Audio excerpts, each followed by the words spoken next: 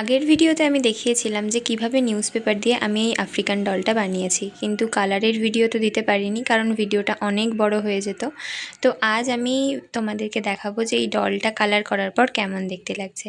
তো body parts যেগুলো আছে, হাত, মুখ, এগুলো সব আমি ব্ল্যাক করেছি।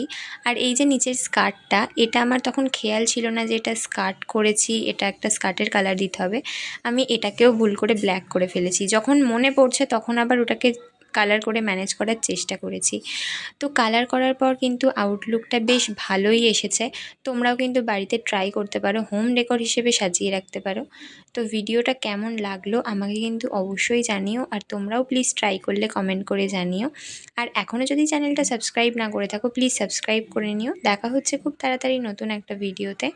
ততক্ষণের জন্য আমার চ্যানেলে আরও অন্য যা ভিডিও আছে দেখতে থাকো। খুব তাড়াতাড়ি নতুন ভিডিও নিয়ে আসছি। বাই।